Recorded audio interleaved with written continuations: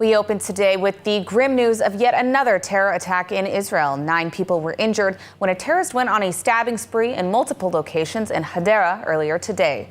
The injured were evacuated to the hospital for treatment, and the suspect, who was later identified as Ahmed Jaberin, a 36-year-old from Al-Fahim, was neutralized by security forces. Several hours later, a barrage of rockets from Lebanon struck the north in Kiryat Shmona, killing 2 Israelis in the afternoon in a direct hit. Now, the north of Israel has been under a continuing barrage of rocket fire from Hezbollah throughout the day. Haifa, Carmel, Akko, and other towns and cities in the Galilee are being targeted throughout the day. ILTV's Devo Klein has the latest. Hezbollah has been firing at the Carmel and the western and upper Galilee. This after Hezbollah fired more than 100 rockets at the Israeli port city of Haifa and surroundings. The ongoing shelling has been the heaviest yet on Israel's third largest city. Most of the rockets were intercepted by the Iron Dome system, although some got through, exploding in the Haifa suburbs of Kiryat Yam and Kiryat Motzkin.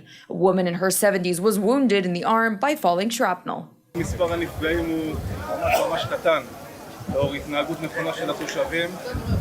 פיקוד העורף מחוז חיפה יחד עם ארגוני החירום, כב"ה, מד"א ומשטרה הגיעו למוקדי הנפילה על מנת לאתר לכודים, לפנות פצועים ולטפל באירועים. The skies above the city have been filled with white trails of the interceptor rockets rising to meet the incoming barrages and explosions as sirens wailed and hundreds of thousands of Israelis ran for shelter. After weeks of pounding by the IDF, Hezbollah is separating its actions from Gaza for the first time and is calling for a ceasefire with Israel, unrelated to the continuing war in Gaza.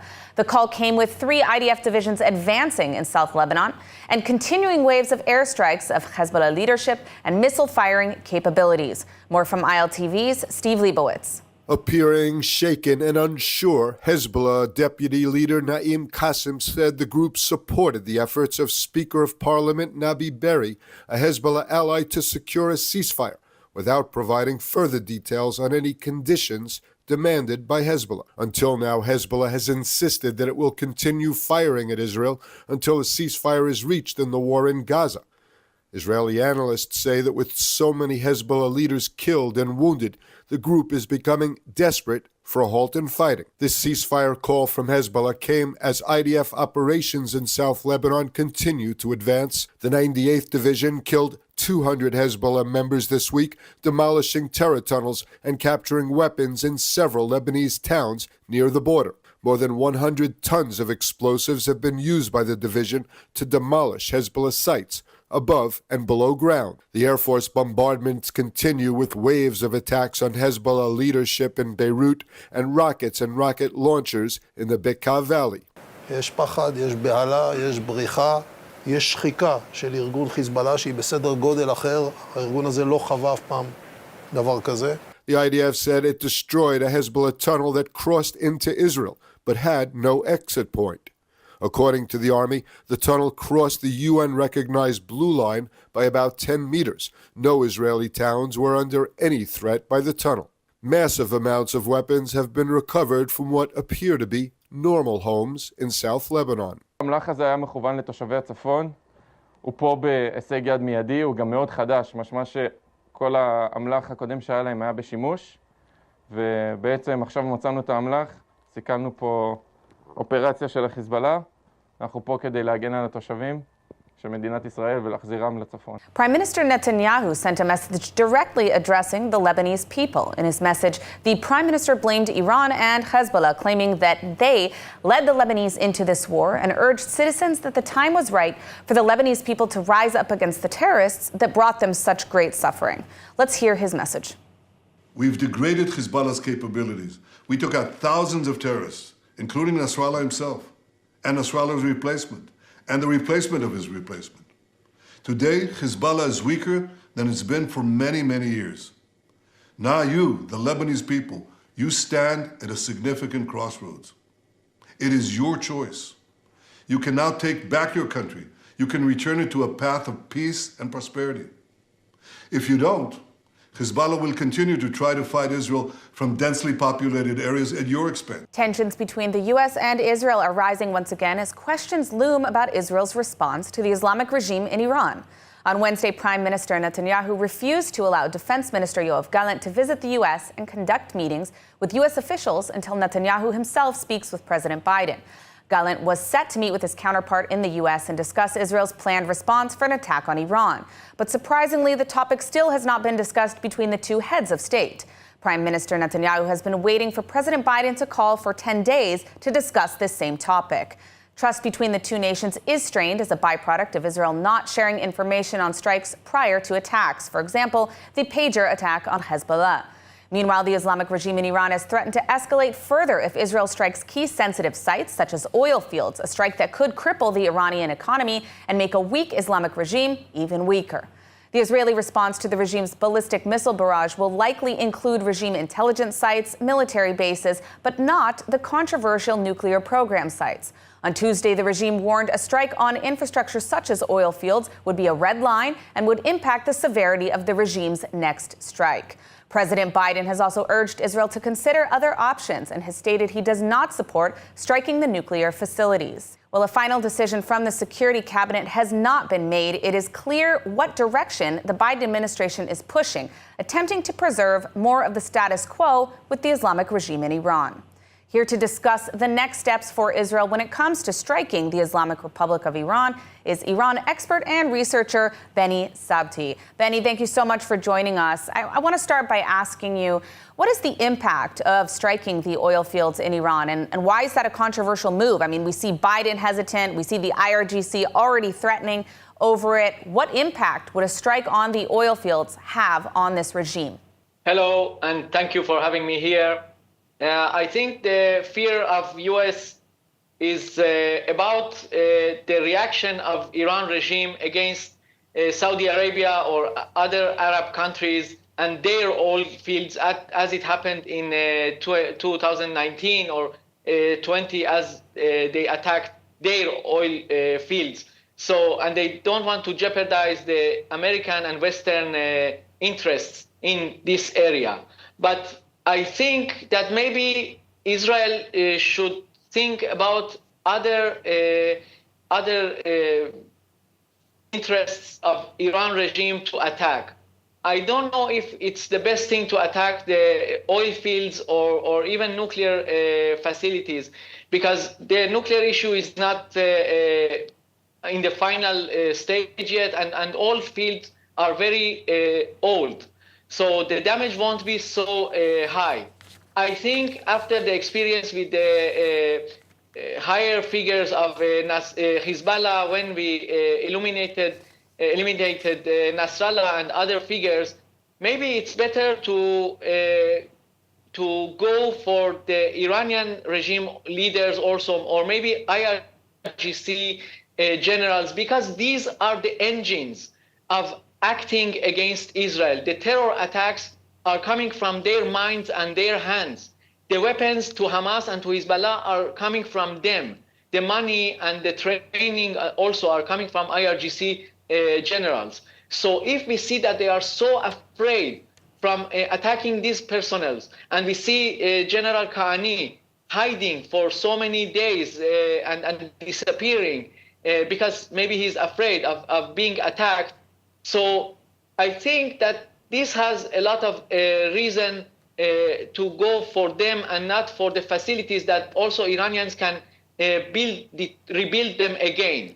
Good point. Very good point. Also something important to consider for the day after this regime falls. I want to ask you about the Iranian people. How do you expect that the public in Iran would respond to Israel striking any of these sites, but in particular IRGC sites?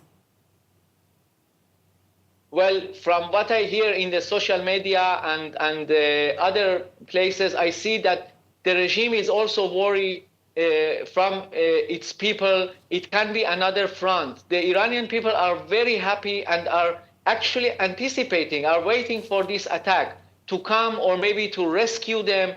They think about the final act. They think that the regime is going to fall. I'm not sure that the regime will fall after one or two attacks, but it gives them a lot of hope. You know, about 60 to 80% of the Iranian people didn't come to vote in the presidential elections or parliament elections. This means they are against the regime. They are not with the regime. So if there are so many people, so many millions that can be very happy if Israel or other countries attack Iran regime and Iran regime only facilities, not the dams and not the electric power factories, just the facilities or the figures of the regime. So maybe we have so many allies in the other side that they can take the actions to themselves and bring a better day for Iran tomorrow. Absolutely. Well, unfortunately, we are out of time, so we have to wrap this up. But I want to thank you for joining us today and shedding some light on what we may see in the coming weeks. Thank you. Well, new comments have emerged, reportedly said by U.S. President Biden, slamming Prime Minister Netanyahu as a leader and as a person in general. Now, in studio with me is ILTV's Ariella Lachiani. So, Ariella, what can you tell us about this situation, this book that was just released by Bob Woodward? So it's no secret that the relationship between Biden and Netanyahu has been fairly rocky since the beginning of the war. Biden has publicly and on multiple occasions denounced the way Netanyahu has been handling this war. But now author Bob Woodward has released a book in which he's revealed some of the comments Biden has made behind closed doors. I'll refrain from using the same profanities he's used, but he's called Netanyahu a liar, a bad guy, and other comments, which, as I said, other expletives. Exactly, Yes. that I won't say because it's too explicit for our viewers. But it's really sad to see this. You know, America's Israel's strongest ally, and to see the relationship between the two leaders deteriorate in such a manner is upsetting and really worrying. The two leaders are meant to hold a call today to discuss Israel's response to Iran. Of course, the US will push for Israel to keep it as tamed as possible. But we'll have to see how that goes. It's unknown as of now. Well, let's hope that that relationship can be repaired. It's lasted a very long time. I expect it to continue, but never good to hear tension between two allies. Thank you, Ariella. Do you want to transform your love to Israel into a meaningful action? Well, ILTV is proud to partner with Blessed by Israel, a company that brings you extraordinary products handcrafted by the brave pioneers of Judea and Samaria. Every purchase supports their mission and strengthens Israel's heartland. Let's take a closer look at Blessed by Israel and how you can make a difference today. Support Israel with every purchase you make from Blessed by Israel. The goods they offer from families of the biblical heartland are more than just wonderful products. They're a statement of solidarity and an investment in Israel's future. When you shop at blessedbyisrael.com, you stand against boycotts and uplift the resilient pioneers rebuilding their homeland. Make your purchase count today. Visit blessedbyisrael.com. Shop now and become part of strengthening Israel's roots and securing a bright future. This week, the country is commemorating the anniversary of the October 7th massacre with a series of events and interviews. ILTV's Mayan Hoffman sat down with United Hatzalah psychotrauma first responder and EMT Nili Zivan, who left her young children at home in southern Israel on October 7th to help save lives. Let's take a look at some excerpts from that conversation. Nili, thank you so much for being here. So I want you to take me back to the morning of October 7th. When did you start to realize that the unimaginable was happening? Well, my day started at 6:30 in the morning. There were explosions right outside of my community. We live in the middle of the Negev. Where we live, we actually do not get rockets or sirens usually, so we already knew that something unusual was happening.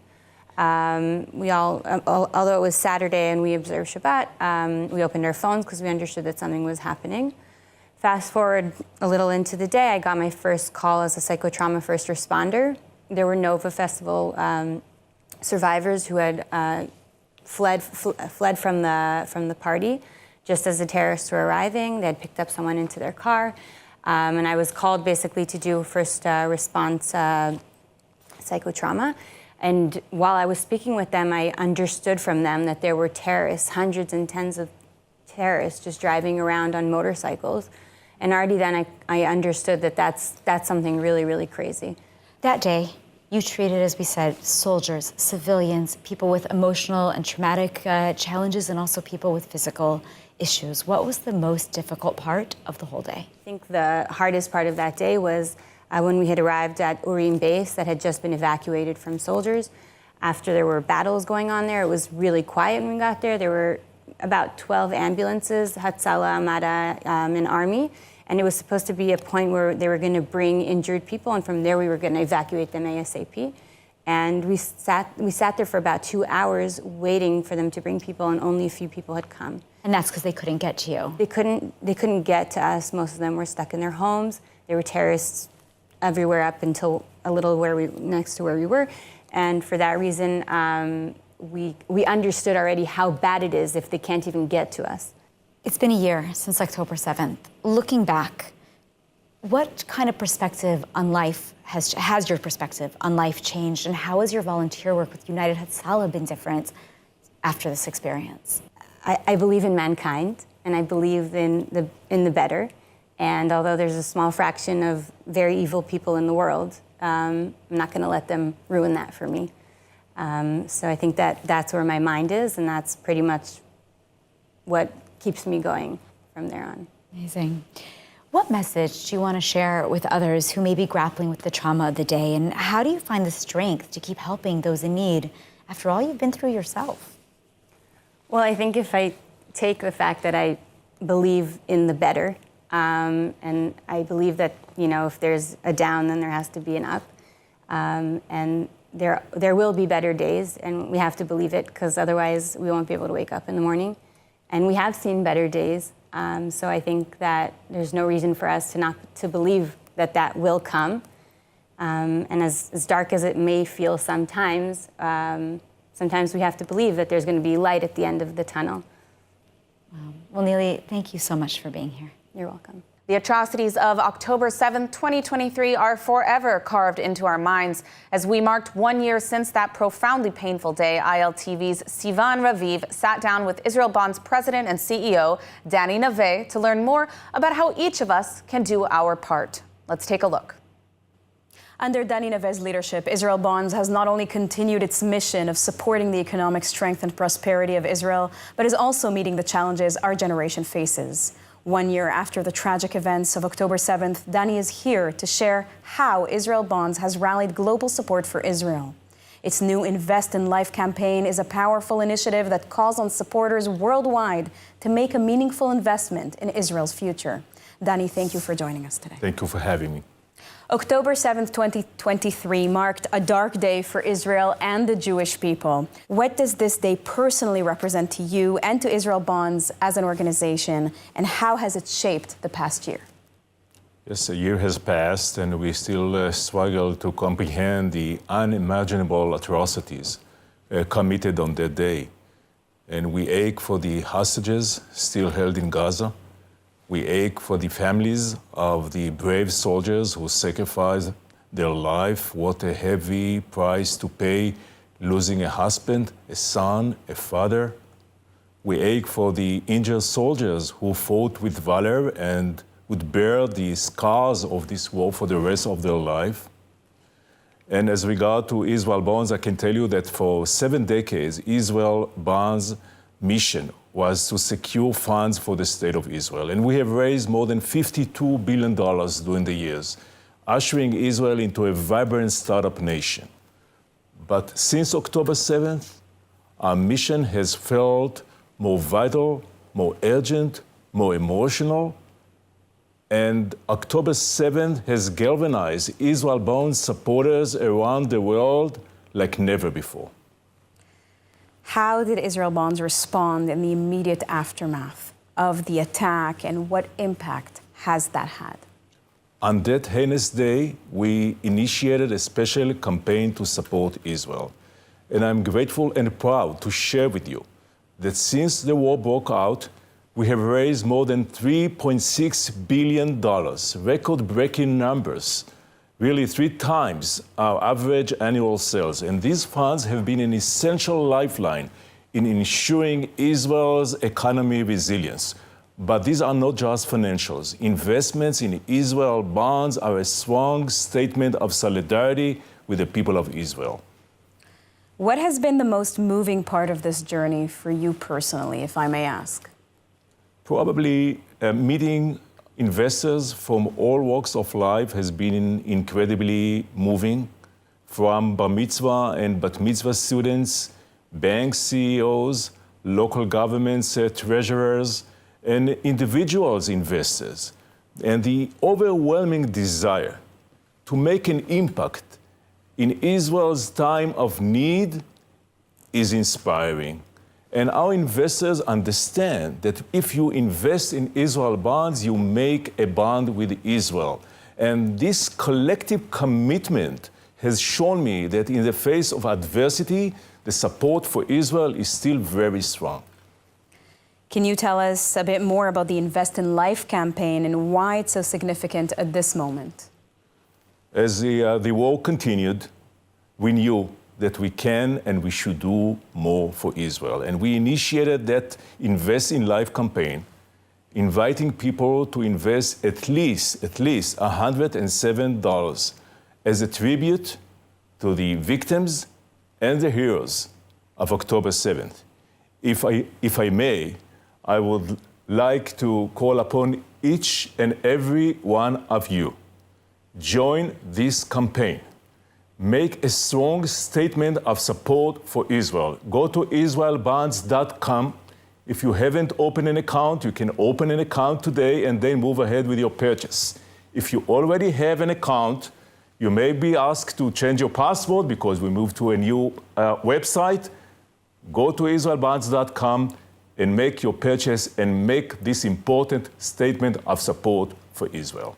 A QR code is on the screen. By joining Israel Bond's Invest in Life campaign, you play a part in ensuring that Israel is strong and her future is secured. Join Israel Bonds by investing $107 or any other amount of your choosing and support Israel, showing the world that we will persevere through adversity. Thank you. In contrast to what we saw in France on October 7th, nearly 4,000 supporters of Israel from 27 cities across Finland marched to counter the anti-Israel protests and honor the victims of the Hamas massacre and ongoing war.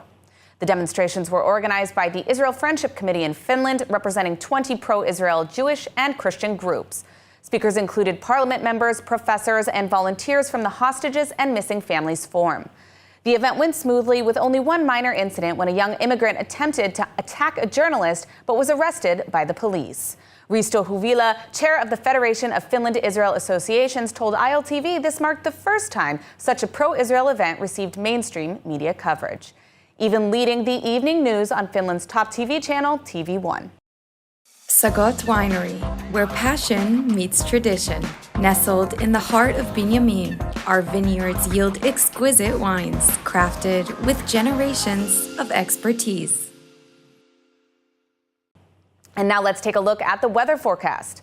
Mostly clear skies are expected tonight around the country, with temperatures reaching lows of around 19 degrees Celsius or 67 degrees Fahrenheit. Then tomorrow, mostly sunny skies and warm weather are expected as temperatures should climb to reach highs of 29 degrees Celsius or 85 degrees Fahrenheit. That's a wrap for today's news. For the latest updates from Israel on all your devices, be sure to follow our ILTV channels, subscribe to our newsletter, and explore our website, iltv.tv. Stay informed with the latest news straight from the heart of Israel. I'm Emily Schrader. Be well, and thank you so much for watching.